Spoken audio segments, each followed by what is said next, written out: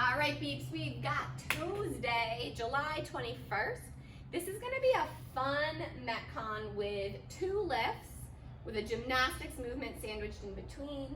And we're going to complete 3 rounds of work at our station. Then we're going to jump on a bike or a rower for a longer effort. Then we've got 3 more works and then a longer effort, finishing with 3 more rounds of work.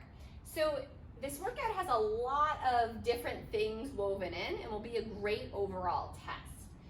7 wonders, I'm assuming it comes from all the 7s? I don't know, somebody let me know where 7 wonders comes from when you figure it out. But our rounds, so 3 rounds, are going to be 7 deadlifts, 7 toes to bar, 7 push press. Now I want you to notice that the weight for deadlift and push press is the same. This weight is based off of your push press. Your push press load should be one that is relatively light, maybe to the light side of moderate, but I want you to choose something that you could do 21 unbroken reps at.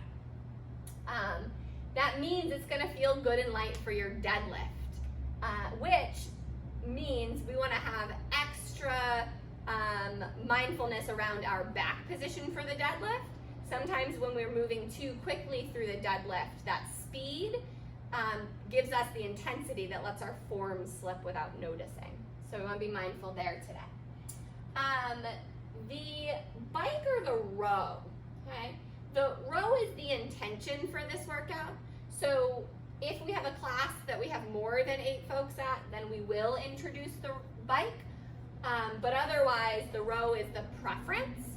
And thinking about, Megan, would you sit down on the ground as if you're rowing? Yeah. And get to the back of your row for me in the end. Good. So actually sit up a little bit more for me. Yeah. So just about 1 o'clock on a clock is where we want to be, and then pretend you go back. Good. And then to 1 o'clock and stop.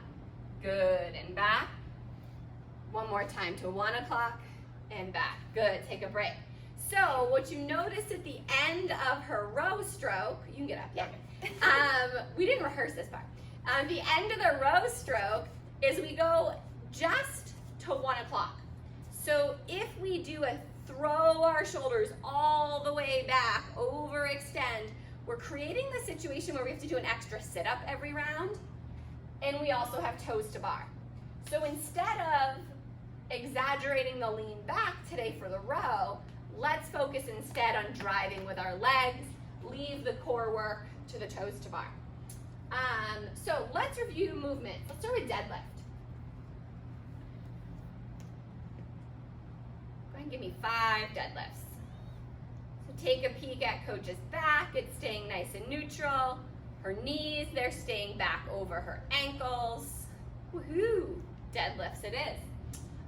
For push press, we're gonna have our elbows pointed just in front of our toes. We're gonna get a little dip and then a press and stand. So notice there's no re-dip, okay? There's a single dip and a locked out overhead. Pause on the bottom of your dip. Want to keep your shoulders back just a little smidge more. So go ahead and lean your shoulders back a little bit more. Good, and then go. Yeah, nice. So imagining that your back is against a wall, that you're sliding your back down. Because what we don't want to do is create a forward lean, because then physics tells us the bar's going that way. Okay, it steals all our power. For toes to bar, go for it. Impressive. I was wondering how you were going to do this one. Yeah. Pretty flexy. I like it. For toes to bar, we do want to choose something that we can do an unbroken set of 7 at. So if you're somebody who usually gets in 3 to 4 toes to bar at a time, I want you to do 3 or 4 toes to bar here. Okay? So we're going to scale the volume so that it can be an unbroken set. Other options include hanging knee raises or lying down leg raises. For folks doing this one at home, we're going to swap movements out for dumbbells And our sub for the bike or the row is going to be a 150-foot walking lunge. I like it. And you can do about 50 walking lunge steps. Some quick math. I decided you step about 3 feet at a time. It'll be about 50. It'll do the trick, that's for sure. So, 7 wonders. We're going to explore them all. Here we go.